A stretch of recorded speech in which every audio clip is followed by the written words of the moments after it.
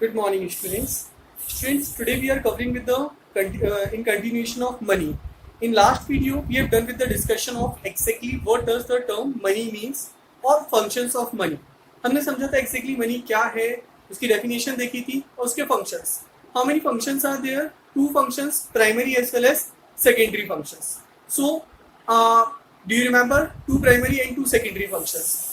Medium of exchange, measure of value under the primary, store of value, standard of deferred payment under the secondary. Now बच्चों, what after next?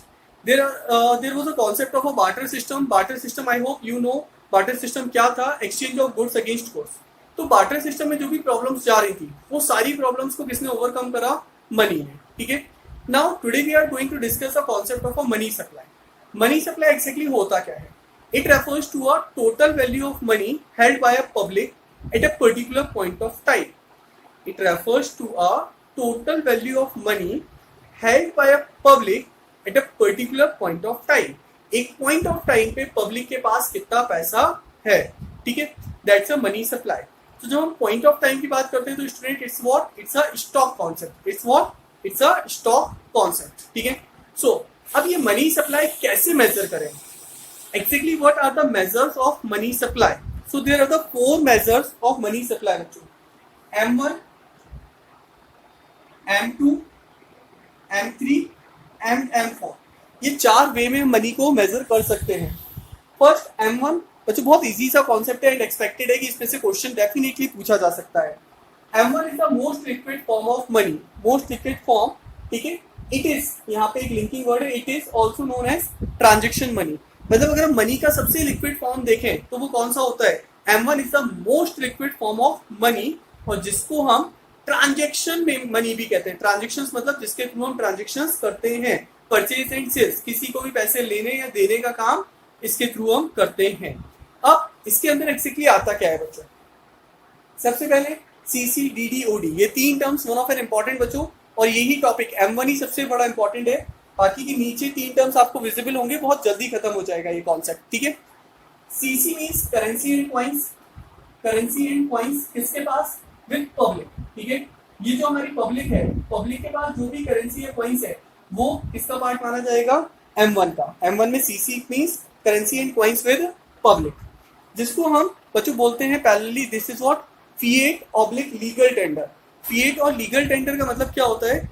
The money which is authorised by a government to act as a money. एक ऐसा पैसा जो government authorise कर रहा है कि जिसको हम एज अ मनी कंसीडर कर रहे हैं. कैन बी से जब आफ्टर डीमोनेटाइजेशन जो 500 के ओल्ड करेंसी नोट्स हैं, 1000 के करेंसी नोट्स थे, क्या वो अभी भी वैल्यूएबल हैं? No sir, they are not. Now उनकी कोई भी वर्थ नहीं है. Why so? बिकॉज अब गवर्नमेंट उनको ऑथराइज्ड नहीं कर रही है. सो फिएट या legal money means a money which is backed by या ऑथराइज्ड बाय गवर्नमेंट. होप इतना क्लियर है बच्चों, ठीक है. So DD means next demand deposit बच्चों. DD means demand deposit. Demand deposit means एक ऐसा पैसा विद कॉमर्शियल बैंक्स, मीन्स ऐसा पैसा जो कॉमर्शियल बैंक्स के पास हमारा पब्लिक का रखा हुआ है, ठीक है. इसको भी हम क्या कंसीडर करते हैं? It's a part of a M1. मतलब ये most liquid form of money consider किया जाता है, ठीक है. Means we can say normally एक जो पर्सन है इसके पास अपने घर में, अपने हाउस में कुछ पैसा हो सकता है जिसको बोलेंगे currency and coins held with the public. दूसरा हम बोल सकते हैं इसका बैंक में कुछ पैसा हो सकता है. तो this is what?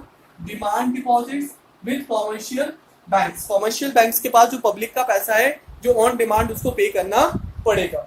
And last is OD. OD means बच्चों other deposits. Other deposit means other deposit जो आरबीआई के पास होते हैं. जैसे आरबीआई ने क्या करा, कहीं से कुछ पैसा उनके पास वर्ल्ड बैंक से या आईएमएफ. आईएमएफ मीन्स बच्चों इंटरनेशनल मॉनेटरी फंड. वहां से कुछ भी पैसा अगर हम पे रखा हुआ है, इट्स नॉट इंडिया का कंसीडर नहीं होगा बच्चों. इसमें एक लाइन ध्यान रखिएगा, it does not include money of government of India as well as RBI with the commercial banks with the RBI. जो भी आरबीआई के थ्रू अफिलिएटेड कॉमर्शियल बैंक्स हैं और जो गवर्नमेंट ऑफ इंडिया का पैसा है वो इसमें कंसीडर नहीं होगा. इसके अंदर हम कौन सा लेंगे? बस we will only consider the deposits with the RBI that are किसी फॉरेन कंट्री ने, फॉरेन गवर्नमेंट ने, फॉरेन इंस्टीट्यूशंस ने जो आरबीआई के पास पैसा रखा हुआ है, केवल वही मनी कंसीडर की जाएगी. That's what other deposits with RBI, that is world bank और IMF. होप ये वाला पॉइंट क्लियर है बच्चों सबको. चलिए नेक्स्ट पे आते हैं. Next is what M2. M2 में इज अ ब्रॉडर टर्म बच्चों. M2 is a broader concept. तो in this M2 we will include M1 plus M1 के बाद saving deposit with post bank. Saving deposit with post bank means बच्चों जैसे हम banks की बात करते हैं, कॉमर्शियल बैंक्स की, in the similar manner post office भी होता है बच्चों, जहां पे हम पोस्ट ऑफिस के पास पैसा रखते हैं. अब पोस्ट ऑफिस में जो भी सेविंग्स रखी जा रही है, देखो बच्चों दो टाइप का पैसा बैंक्स के पास रखा जा सकता है. अगर ऐसा बिजनेसमैन हम पैसा रख रहे हैं that's a current account. FD कर सकते हैं, फिक्स डिपॉजिट कर सकते हैं, या general as a household के तौर पे हम पैसा रख सकते हैं. तो बहुत सारी डिफरेंट कैटेगरीज में पैसा रखा जाता है. जब हम ऐसा हाउस होल्ड कुछ पैसा रखते हैं बैंक के पास, वो कहलाता है सेविंग अकाउंट में पैसा. और ऐसा बिजनेसमैन जो रखते हैं वो कहलाता है करंट अकाउंट में. Done everyone. तो यहाँ पे M2 में हम कौन सा पॉइंट लेंगे बच्चों? Saving deposits. ठीक है. फिर पॉज मतलब post office savings. Post office savings में जो भी पैसा है सेविंग है. ठीक है. और प्लस M1 मतलब ये वाला पूरा फंडा जो अपन ने पढ़ा प्लस इसमें इतना सा सेविंग वाला पार्ट एड ऑन हो जाएगा. Done everyone. M1 और M2 को अगर अपन बच्चों कंसीडर करेंगे, दोनों को साथ में लेंगे, तो M1 and M2 are also known as narrow money supply. इसको हम अलग से एक नेम देते हैं, these are the narrow money supply. मतलब हम इसको बहुत ब्रॉडर कॉन्सेप्ट नहीं बोलते हैं, नैरो मनी सप्लाई का कॉन्सेप्ट कंसीडर करते हैं. Next to the point number third, M3. बच्चों M3 क्या होता है? M3 again one of the same criteria. इसके अंदर भी हम M1 कंसीडर करेंगे. M2 में भी अपन ने M1 लिया था प्लस सेविंग डिपॉजिट्स लिया था पॉज के पास. M3 में हम M1 लेंगे प्लस NTD. बच्चों NTD क्या होता है? Net time deposit. Net time deposit मतलब बैंक्स के पास ऑन एन एवरेज कितना पैसा जनरली डिपॉजिट रहता है. सपोज हमने 1 जुलाई को 1 लाख रुपीज डिपॉजिट करे, 5 जुलाई को विड्रॉ करें 20,000, 10 जुलाई को वापस डिपॉजिट करें. तो हम क्या कर रहे हैं बच्चों? डिपॉजिट विड्रॉ कर रहे हैं. Right everyone. सो अब इस डिपॉजिट विड्रॉ के अकॉर्डिंगली बैंक के पास ऑन एन एवरेज कितना पैसा डिपॉजिट है, that is what NTD, net time deposit. ये किसका पार्ट माना जाएगा बच्चों? M3 का. M3 मीन्स क्या आएगा? M1 plus NTD. Done everyone. बहुत सिंपल से कॉन्सेप्ट्स हैं. इसमें बच्चों इंपॉर्टेंट टर्म क्या पूछा जा सकता है? It is also known as M3 को हम अल्टरनेटिवली किस नाम से बोल सकते हैं? Aggregate monetary resources. इसका अल्टरनेटिव नेम होता है एग्रीगेट मॉनेटरी रिसोर्सेज. बस इतना ध्यान रखिएगा आप लोग. होप क्लियर है, विजिबल है सबको? इट्स एग्रीगेट मॉनेटरी रिसोर्सेज बच्चों. Done. Now last point M4. What is the term M4 means? M4 means M3. बच्चों जो अपन ने M3 ये जो पढ़ा ये आ जाएगा इसके अंदर. मतलब ये वाला पार्ट M3 के अंदर जो भी कुछ आया वो आएगा plus total deposit with post banks. Total deposits with post bank का मतलब जो पोस्ट ऑफिस सेविंग्स अपन ने यहाँ पे पढ़ा था बच्चों, पोस्ट ऑफिस सेविंग्स बैंक्स हैं जो, उनके पास टोटल डिपॉजिट. यहाँ पे हमने कौन सा लिया था? Saving deposit. बच्चों ध्यान से समझिए, ये अपन ने जब M2 लिया था तब भी पोस्ट बैंक्स का पैसा लिया था, लेकिन उसमें कौन सा डिपॉजिट लिया था? सेविंग वाला. और यहाँ हम कौन सा डिपॉजिट ले रहे हैं? टोटल वाला. आ रहा है समझ में? नहीं आ रहा है बच्चों? There is a difference between bank के पास जो पैसा होता है वो सेविंग, करंट, FD या अदर फॉर्म्स में होता है.